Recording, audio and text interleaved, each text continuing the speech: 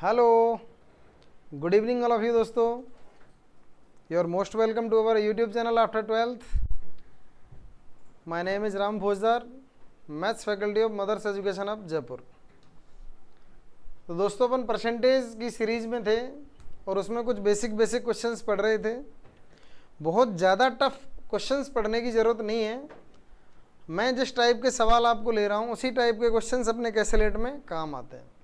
तो इन क्वेश्चंस के लेने का पर्पज़ एक ही है कि आपको परसेंटेज के बारे में एक अच्छी नॉलेज डेवलप हो जाए, एक समझ डेवलप हो जाए, जिससे आप जहाँ भी परसेंटेज की रिक्वायरमेंट आए अपने क्वेश्चंस में तो उन्हें हम सोल्व कर सकें। तो उस बेसिक क्वेश्चंस की प्रैक्टिस है ये। बहुत टफ सवाल नहीं आते, स्पेशली परसेंटेज से कोई क्वेश्चन ऐसे नहीं मिलेगा। बस आपको बेसिक जानकारी परसेंटेज की होनी चाहिए कि अगर वो कैसेलेट में बोलता है 20% अधिक है, 30% कम है, तो इस तरह की जानकारी हमें होनी चाहिए। जैसे मैंने देखा इस क्वेश्चन को अगर हम सॉल्व करें, स्क्रीन पे लिखा हुआ है, ध्यान दो। 35% of a number is 105, what percent of that number is 100।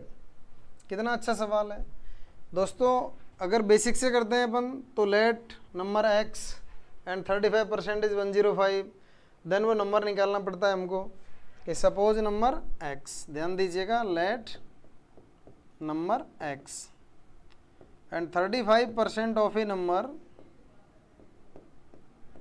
Is 105, then 100% will be. तो परसेंटेज हटाएंगे दोस्तों तो डिवाइड बाई 100, 35 से 3 time, then x is equal to cross multiplication 300, then the number is 300। 100 उस संख्या का कितना प्रतिशत है? 100। What percent of that number is 100? तो 100 divide by 300 into 100, then answer will be 33 1/3%। 33 1/3%, C is the right answer. एक बात बच्चों बहुत ध्यान से समझने की ज़रूरत है कि क्वेश्चन की क्या डिमांड है, क्वेश्चन क्या कहना चाह रहा है। अभी आप इस क्वेश्चन को ऐसे भी कर सकते हैं कि 105 है, वो किसी भी वैल्यू का अगर 35% है तो ध्यान दीजिएगा, तो उस वैल्यू का 100 कितना परसेंटेज होगा। ऐसे देखिएगा एक बार कि जो 105 है वो किसी वैल्यू का कितना परसेंट है? 35%। तो 100 कितना होगा दोस्तों? तो 35 से कैंसिल कर दो 3 टाइम और डिवाइड करोगे तो 33 1/3%। तो अब आप ये आराम से चेक करें कि यहाँ टाइम ज़्यादा लगेगा या यहाँ टाइम कम लगेगा। ये हमने इजी वे में एकदम सोल्व कर दिया। 105 35% के इक्वल है, 105 की वैल्यू 35% है, तो 100 की वैल्यू कितनी होगी? 33 1/3%। हम क्वेश्चन में उल्टा भी जा सकते हैं। आप जब परसेंटेज ज़्यादा पढ़ोगे तो आप ये समझोगे कि हमेशा हम परसेंटेज से कंपेयर करके आते हैं। जैसे यहाँ कंपेयर किया, इस जगह हमने कंपेयर किया, ऐसे भी कर सकते हो आप कंपेयर कि 35% is equal to 105, then 1% is equal to, then 100% is equal to, तो आपको यहाँ से नंबर मिलेगा 300। वो पूछ रहा है what percent of that number is 100, तो 100 इस नंबर का कितना परसेंटेज होगा? तो माय डियर स्टूडेंट 1/3, 33 1/3%। ऐसे अपन करते हैं, हमेशा हम परसेंटेज को कंपेयर कराते हैं। हम उल्टा भी करा सकते हैं कि 105 की वैल्यू अगर 35% है तो 100 की वैल्यू कितनी होगी? 33 1/3%। चलिएगा नेक्स्ट क्वेश्चन पढ़ते हैं। आओ, अगला सवाल और भी अच्छा होगा, उस पर ध्यान दीजिएगा। Question number 9।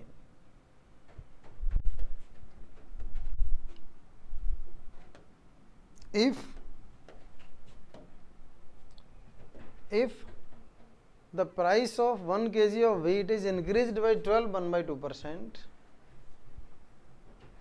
the increase is 5 rupees, find the original and new price of wheat kg, wheat per kg।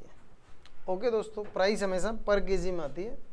तो ध्यान दीजिए दोस्तों, गेहूं की कीमत 12.5% का इंक्रीमेंट देती है, 12 1/2%। अगर आप शुरू से देख रहे हैं सारी क्लासेस तो आपको डेफिनेटली पता होगा इस 12 1/2% is equal to the 1/8। 12.5% is equal to the 1/8। ये आप इजीली देख रहे होंगे इसको। तो ये कह रहा है कि इसका इंक्रीमेंट हुआ है, इंक्रीमेंट हुआ है।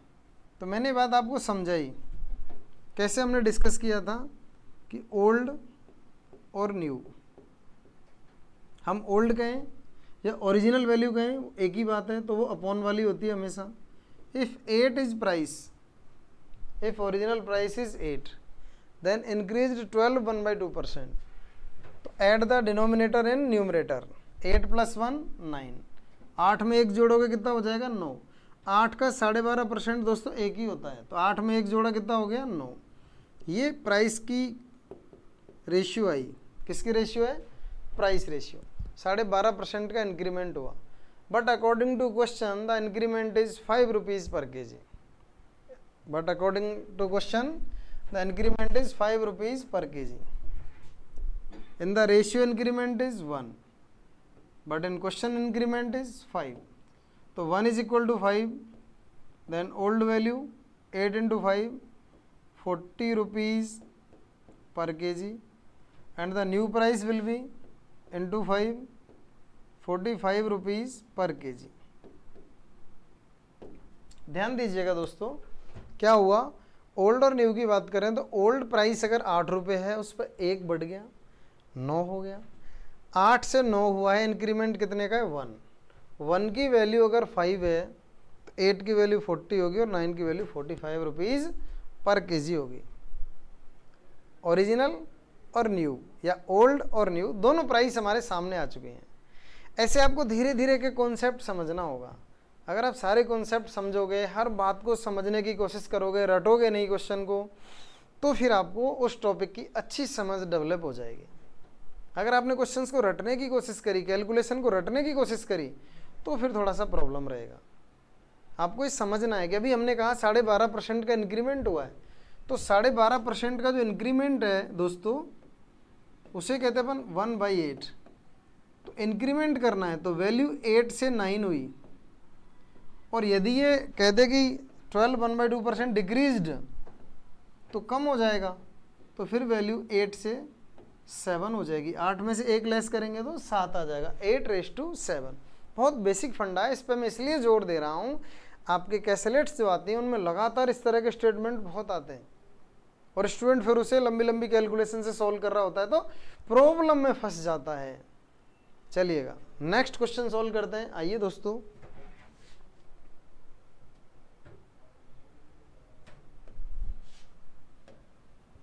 if 64 is added in a number then number becomes 116% of itself. Great question. Find the number. Find the number. यदि किसी संख्या में 64 जोड़ दिया जाए तो वह संख्या स्वयं का 116% हो जाती है। संख्या ज्ञात करें। इफ नंबर इज 100, या अपन ऐसे कह सकते हैं लेट नंबर 100। Suppose number 100। हम हर बार नंबर 100 ही मैक्सिमम टाइम सपोज क्यों करते हैं? क्योंकि परसेंटेज का बेस होता ही 100 है, परसेंटेज उसी पे तो कैलकुलेट होता है, इसलिए अपन 100 करते हैं। ऐसे नहीं कि हमारी दादी नानी कहेगी तो अपन ने 100 मान लिया है, ऐसा नहीं है दोस्तों। बेस हमेशा परसेंटेज का 100 होता है। परसेंट, प्रत्येक सेंट पर, मतलब 100 पर जो रेशियो निकाला जाता है उसे अपन परसेंट। तो देखिएगा एक बार, देन नंबर बिकम 116%। 100 का 116% कितना आएगा? 116। 100 का कोई भी परसेंटेज निकाला जाए हमेशा वही वैल्यू होती है। जैसे अभी देखा हमने कि 100 का 116% बताना है, तो 116/100 क्या वैल्यू आई? 116। 100 का कोई भी परसेंटेज निकालो। मैंने पूछा 20% ऑफ 100, तो दोस्तों आपको फटाफट से पता होना चाहिए 20/100 of means multiply into 100, then value will be 20। ये हमको फटाफट से पता होना चाहिए। 100 का कोई भी परसेंटेज निकाला जाए वो हमेशा वही वैल्यू होती है, जरूरी नहीं 20% ऑफ 100, हम इसे ऐसे भी लिख सकते हैं 100% ऑफ 20। 100% ऑफ 20 लिखोगे तब भी वैल्यू कितनी आएगी 20। किसी भी वैल्यू का 100% तो वैल्यू होती है। मेरा 100% मैं होऊंगा, आपका 100% आप होगे, तो ये तो सोचना ही नहीं है। फिर भी आप सॉल्व करना चाहते हो तो परसेंटेज के सिंबल की value 1/100 into 20, then final answer will be 20। सही आंसर क्या आया 20 आया। समझ आ गई क्या बात?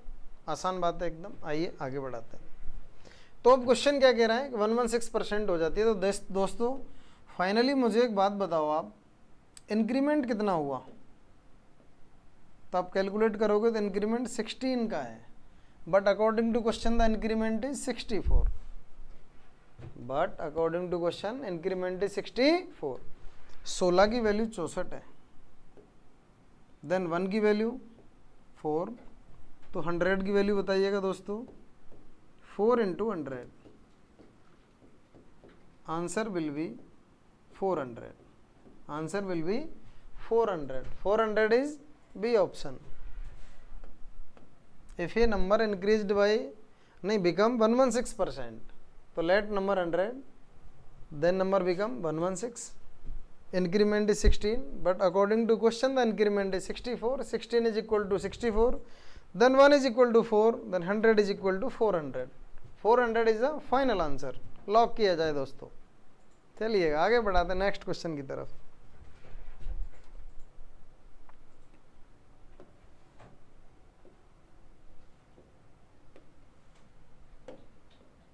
सेम क्वेश्चन,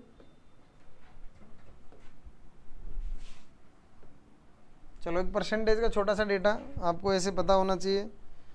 हमने पूछा 20% ऑफ 30, तो देखो आपको फटाफट से क्या रिप्लाई करना होता है, 20% ऑफ 30, तो कुछ भी नहीं सोचना है, सीधे मल्टीप्लाई करो। 2 इंटू 3 6। हमने बोला 40% ऑफ 70, सीधे मल्टीप्लाई करो, 7 इंटू 4 28। हमने पूछा 60% ऑफ 90, सीधे मल्टीप्लाई करो, 9 से 6 54। समझ में आ रहा है हम लगातार क्या कर रहे हैं? हम फटाफट से मल्टीप्लाई कर रहे हैं। जब भी ऐसा परसेंटेज है सोचना नहीं है, टाइम नहीं लेना है, फटाफट से बात को ख़त्म कर देना है, ठीक है। अभी मैंने पूछा 70% ऑफ 200, कैसे करोगे दोस्तों?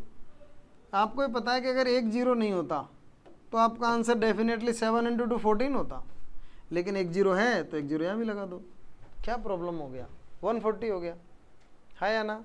अभी हमने पूछा 90% ऑफ, ऐसे कॉमन सेंस तो आप इस्तेमाल कर ही सकते हो, 300। आपको पता है अगर एक जीरो नहीं होता तो वैल्यू क्या होती है आपकी, 9 3 जा 27, लेकिन एक जीरो और है तो यहाँ भी लगा दो 270। छोटी सी जानकारी लेकिन काम की है, बहुत काम आती है परसेंटेज निकालने में। फटाफट से निकाल लेते हैं, जैसे कि 10%, 1%, इन सब की जानकारी अगर हमें निकालनी है तो हम इजी वे में निकाल सकते हैं। देखिएगा एक बार, उस क्वेश्चन पे आ जाते हैं। क्वेश्चन कह रहा है कि 390 is added in a number, then number become 130% of itself.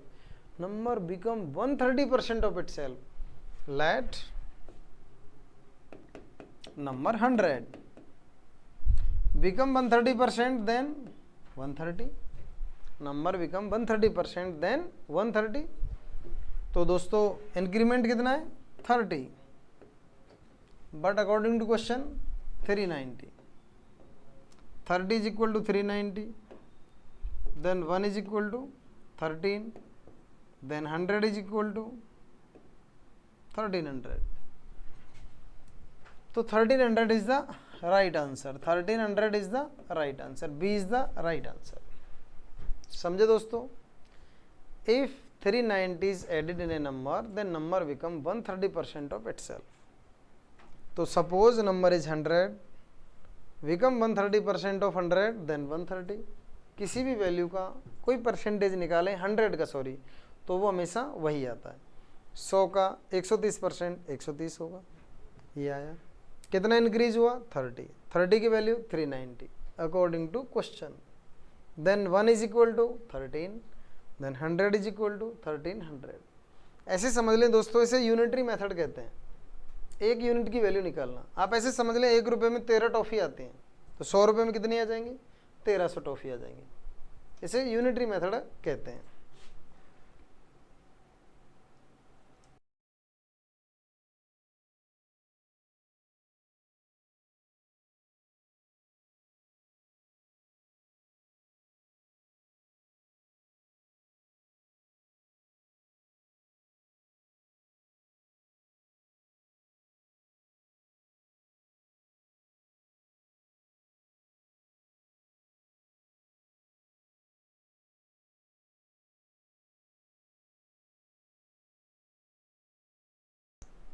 ये वाला क्वेश्चन सॉल्व करते हैं। If 10% of a number is subtract from itself then result become 5670, find the original number. ये क्वेश्चन आपको करना चाहिए। कैसे सॉल्व होगा फटाफट करके बताओ।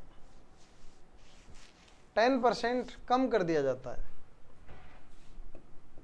10% इज इक्वल टू 1/10। डिक्रीज करना है दोस्तों, तो 10 से 1 लेस करोगे then 9। The value of 9 is 5670।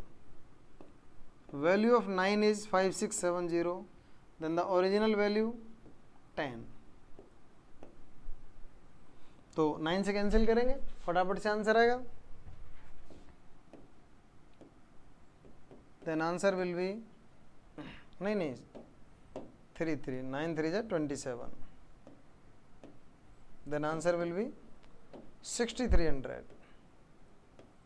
एकदम इजी क्वेश्चन। ऐसे क्वेश्चन की समझ आपको डेवलप करनी ही होगी। नेक्स्ट क्वेश्चन देखते हैं, आइएगा।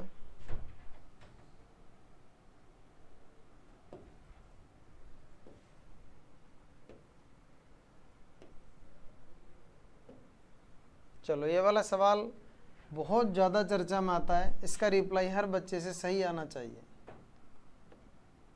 सोचो और इसका रिप्लाई करो, फटाफट से रिप्लाई करो।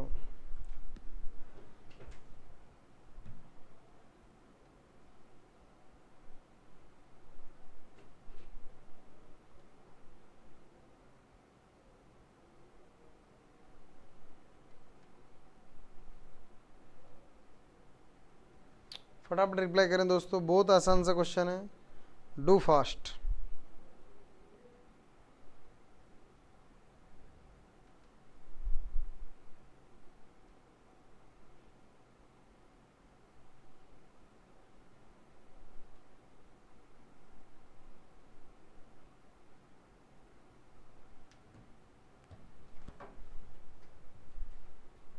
ए किया है, बी से 10% अधिक है।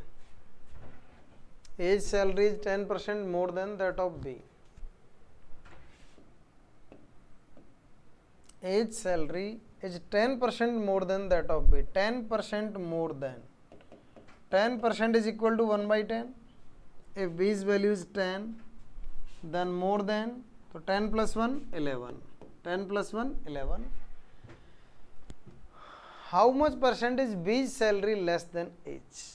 बी की सैलरी ए से कितना कम है? बी की सैलरी ए से कितना कम है? 1।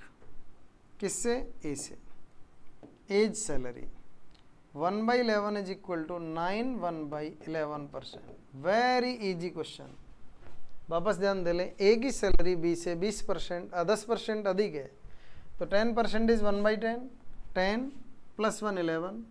बट बी की सैलरी ए से कितना कम है? 1। 1/11 × 100 देन 9 1/11%।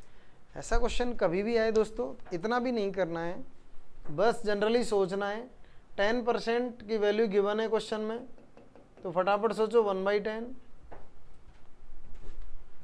पूछना चाहता है कितना कम है, तो 1/10 से अपॉन में क्या मिलेगा? 1/11 देन 9 1/11%। कम की बात करता है तो एक नीचे आ जाइएगा, 1/10 से नीचे 1/11 1/12 1/13 1/14।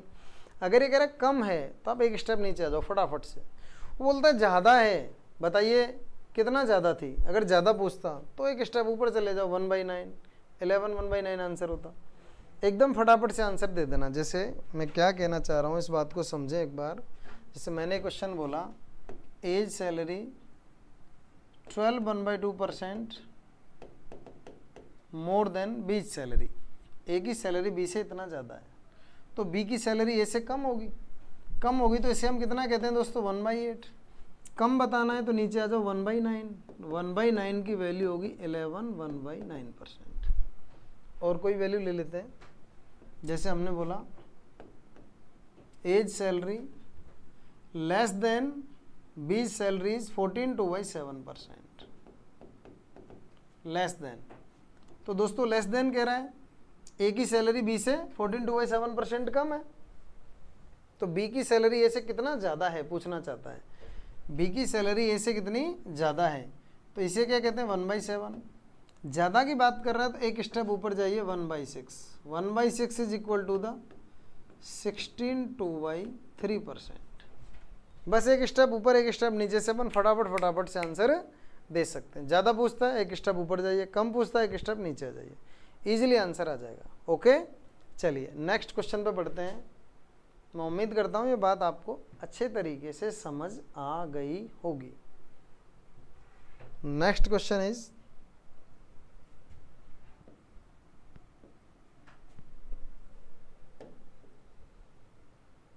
देखो अभी अभी जो मैंने समझाया सेम क्वेश्चन है अगला। अब आप वीडियो को पॉज करो और इसकी रिप्लाई देने की कोशिश करो। सेम क्वेश्चन समझाया अभी। If A's salary is 20% less than that of B, A की सैलरी बी से कितना कम है 20%, ए की सैलरी बी से कितना कम है 20%। तो पूछना क्या चाहता है इस पे ध्यान दो, by how much percent B salary is more than that of A, more than ज़्यादा बतानी है अपन को, 1/5 होता है। ज़्यादा बताना तो एक स्टेप ऊपर आइएगा, तो 1/5 से ऊपर क्या मिलेगा, लिखा हुआ 1/4, 1/4 is equal to the 25%। A is the right answer. ऐसे लिखते हैं ना 1/3, 33 1/3%, 1/4 25%, 1/5 20%, 1/6 ये अपन ने लिखा हुआ है 16 2/3%।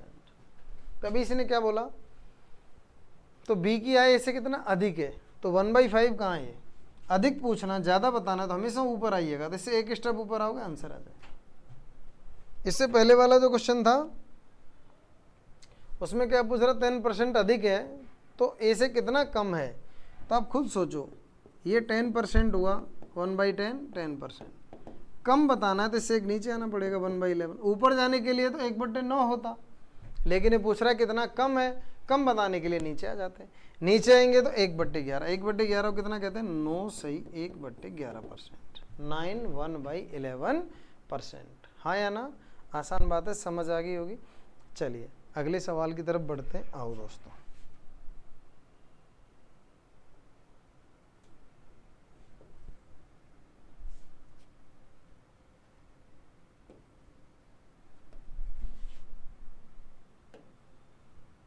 द प्राइस ऑफ शुगर, देखो सेम क्वेश्चन आ रहा है, अब आपको समझ डेवलप हो जानी चाहिए इस बात की। इसे ब्रेक करो, वीडियो को पॉज करो और इसका रिप्लाई करो। इसका रिप्लाई आपसे आना चाहिए, फटाफट से आना चाहिए।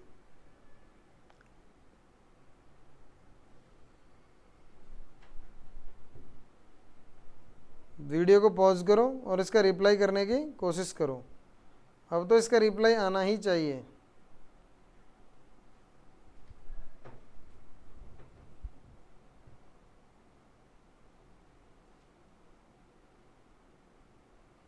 फटाफट रिप्लाई करिए दोस्तों। चलिए एकदम आसान क्वेश्चन है और इसका रिप्लाई करना इतनी बड़ी बात नहीं है। देखो, the price of sugar is increased by 33 1/3%। Price of sugar increased by 33 1/3 than 1/3। इससे ऊपर मिलेगा 1/2 जो कि 50% है, वैसे नीचे मिलेगा 1/4 जो कि 25%। ऐसे ही टेबल पढ़ते हो ना, वो कह रहा है कि खपत में कितने % की कमी करे जिससे कि अपरिवर्तित रहे, क्या कर देनी चाहिए, कमी। किसकी बात कर रहा है, रिड्यूस करने की बात कर रहा है। किसकी बात कर रहा है, रिड्यूस करना है। रिड्यूस करना है तो 1/3 से नीचे आना है, नीचे आना है तो 25% is the right answer. Reduce करना है तो नीचे आना है तो 25% इज द राइट आंसर। है क्या ओरिजिनलिटी, इस बात को आप देख सकते हैं कि चीनी का प्राइस 33 1/3% इंक्रीज हुआ, तो दोस्तों sugar price into consumption is equal to expenditure.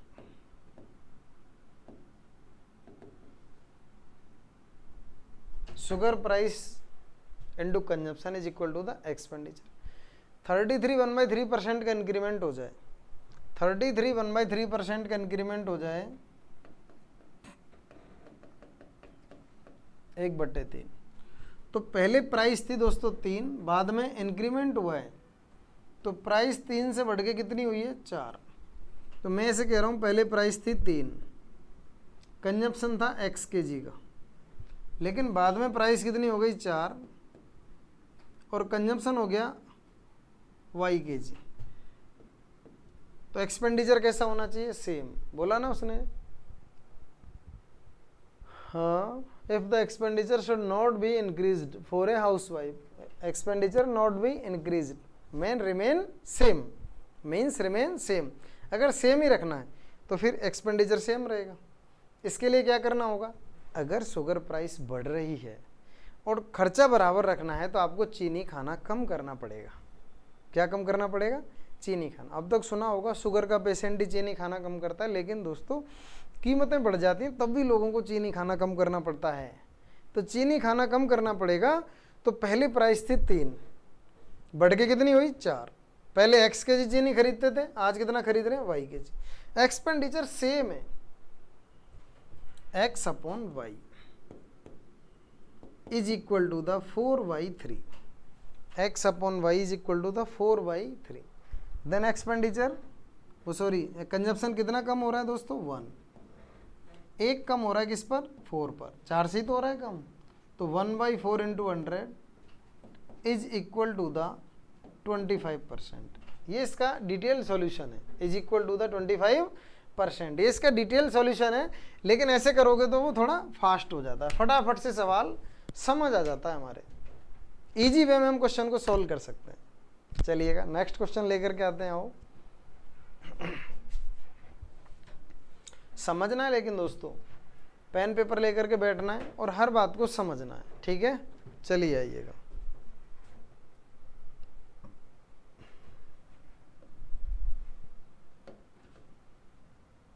The price of pomegranates is decreased by 16.3%.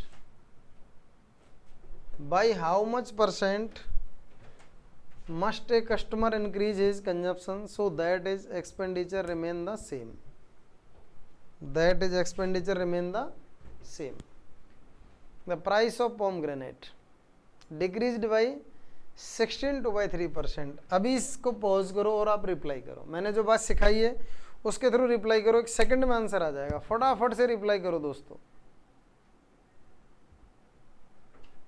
Comment में रिप्लाई करिएगा। कमेंट करोगे तो अच्छे अच्छे रिप्लाई आएंगे, है ना, अपने समझ भी आएगा कि आप क्या कमेंट करना चाहते हो क्या नहीं। तो एक बार फटाफट से रिप्लाई करें।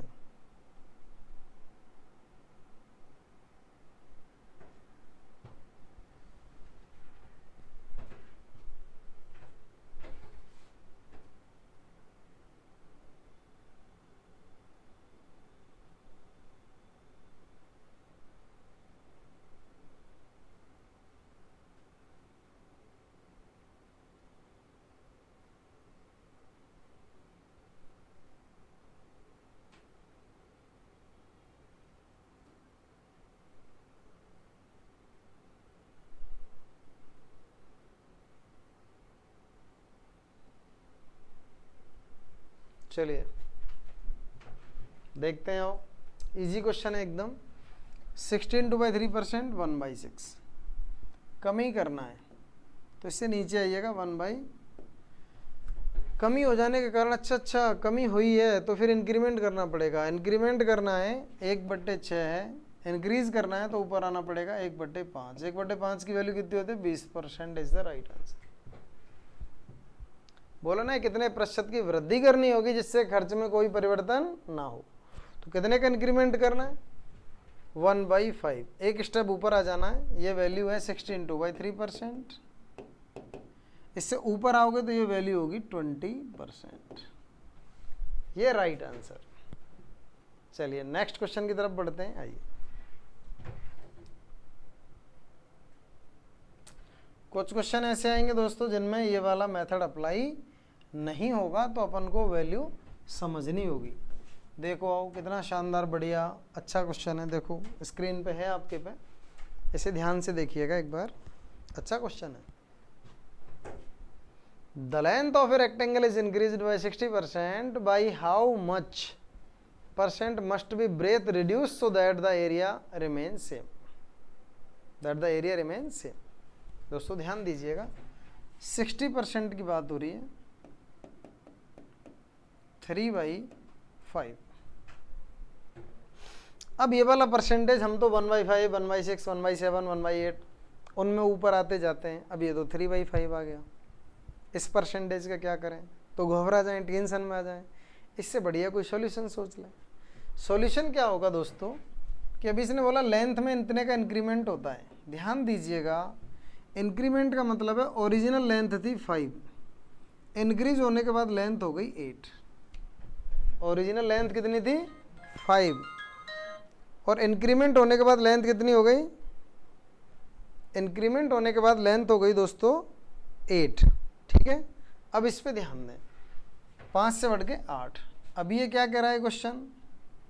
ये ऐसे कह रहा है कि इसकी ब्रेथ में कितनी कमी की जाए कि इसका एरिया सेम रहे। ओहो, तो हमने माना कि पहले इसकी ब्रेथ थी V1, बाद में इसकी ब्रेथ हो गई V2 और एरिया कैसा रखना है? सेम। रेक्टेंगल्स एरिया क्या होता है? Length into breadth. Rectangles area क्या होता है? Length into breadth. तो 5 into B1 is equal to 8 into B2। तो B1 अपॉन B2 कितना आएगा दोस्तों? ध्यान दो, B1 upon B2 is equal to the 8/5। तो कितना डिक्रीज हुआ? 8 से 5, 3 डिक्रीज हुआ किस पर? 8 पर। तो 3/8 की वैल्यू क्या होती है? 37.5%, 37.5%। C is the right answer. C is the right answer. समझ आया? Length into breadth, length into breadth. Original length थी 5, लेंथ इंक्रीज हुई 60%, then new length will be 8। If the old breath is B1 and new breath is B2, then the area remains same. Area is equal. Then the ratio of B1 upon B2 is 8/5. Breath decreased by 3 on 8. 3/8. 3/8 is equal to the 37.5%. Okay दोस्तों, चलिए next question पढ़ते हैं। आइए, आप चाहें तो इसे 100 मान के भी कर सकते हैं। Let area 100। If length increased by 60%, then area will be 160। जो भी चेंज लेंथ में होगा वही चेंज एरिया में होगा, जो चेंज ब्रेथ में होगा वही चेंज एरिया में होगा। दोनों बातें सेम है। 60, but we want to the area same, तो 160 से 100 पे आना पड़ेगा आपको। तो ब्रेथ में चेंज कर रहे हैं, लेंथ में ऑलरेडी हो चुका है। कितना कम करना पड़ेगा? 60। किस पर कम होगा? 160 से। तो 60 अपॉन 160 इंटू 100।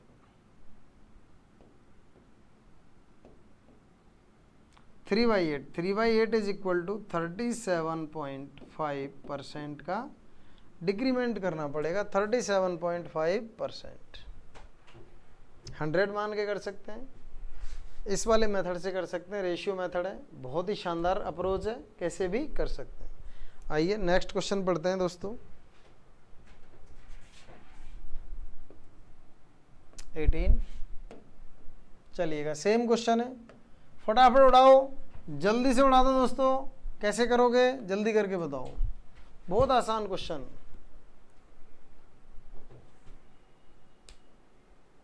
इजीली सॉल्व हो सकता है। फटाफट से सॉल्व कर दीजिएगा। इसका करेक्ट आंसर क्या आएगा? Same to same question.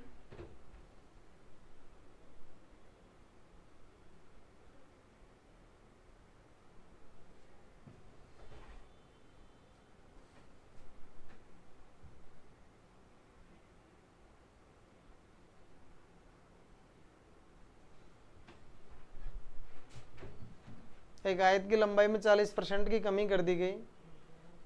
By how much percent must it's breath increase so that the area remains same. 40% का डिक्रीमेंट है।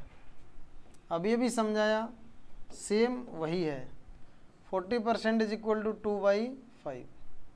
If old length is 5 then new length is decrement है, then 5 minus 2 3।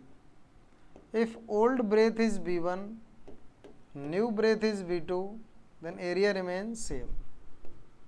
तो b1 upon b2 is equal to the 3/5। Then length increased by 2, 2/3 into 100, 66.67%। 66.67 कह सकते हैं, या दोस्तों इसे 66/2/3% भी कह सकते हैं, जिस फॉर्म में आंसर चाहता है। 66/2/3%, दोनों ही वैल्यू सेम है। ओके, यस, दोनों की दोनों वैल्यू सेम है। इजी क्वेश्चंस हैं, लेकिन हमें आना चाहिए, इनकी समझ हमें डेवलप होनी ही चाहिए एनी हाउ। आइए नेक्स्ट क्वेश्चन पढ़ते हैं। Yes my dear student, next question is 19। देखिएगा, सेम सवाल, फटाफट से टिकाओ, सेम क्वेश्चन है ना। वो फ्रैक्शन से ही हो जाएगा, टेबल में ऊपर जाना है, टेबल में नीचे जाना है, उसी के बेस पे जल्दी से हो जाएगा। The price of petrol is increased by 14.27%. If the expenditure should not be increased for a student, she will have to reduce his consumption of petrol by the percentage. 14.27% is 1/7। कितने percent की कमी कर देनी चाहिए, decrement करना बताना है। तो 1/7 से अपॉन क्या मिलेगा दोस्तों, 1/8। 1/8 इज इक्वल टू द 12.5, 12 1/2%। 12 1/2 को अपन कह सकते हैं 12 2 24 प्लस 1 25/2%। 25/2%, एकदम इजी क्वेश्चन है। चलिए आगे बढ़ाएं एक बार।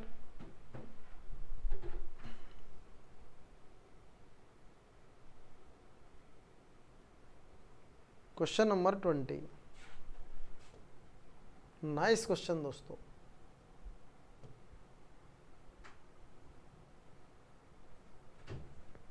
देखें आओ कैसे सॉल्व होगा, ध्यान से देखिएगा। The height of A triangle is increased bye 20%। Bye how much percent must it's base reduce so that the area is increased bye 10%। जब भी मेंसुरेशन पे कोई कैसेलेट बनती है तो इस तरह के क्वेश्चंस में लगातार यूज होते हैं, तो हमें आना चाहिए। Triangle area is 1/2 into base into height. Height increased by 20%, 1/5।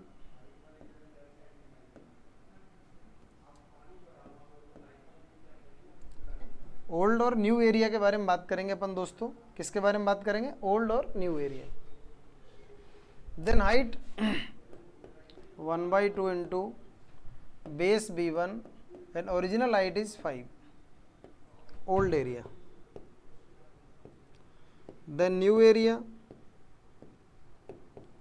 1/2 into base b2, but height is 20% का इंक्रीमेंट है तो 5 1 6। Then the change in area is 10% increment, 10% increment. Old area 10 increased by 1, then new area will be 11. Old area 10 increased by 1, then new area will be 11. Solve करते हैं। 5 2 से 10, 6 से multiply करेंगे अपन, b1 upon b2 12 upon 11 decreased by 1, 1/12 into 100 8 1/3% और 8.33%। Breath decreased by 8.33%। Question ये था कि यदि एक त्रिभुज की या ट्राइंगल की हाइट को 20% इंक्रीज कर दें तो ब्रेथ में क्या चेंज करें जिससे एरिया 10% ही बढ़े। एरिया कितना बढ़े? ओनली 10%। तो ये चेंज क्या करना होगा दोस्तों? तो ये चेंज आपको 8/3 या 8.33% इसको ब्रेथ को डिक्रीज करना पड़ेगा, एंड थैंक यू। मिलते हैं नेक्स्ट क्लास में। To watch such type videos then subscribe my YouTube channel. And दोस्तों, if you have any doubt then comment in comment box. Thank you. मिलते हैं नेक्स्ट क्लास में।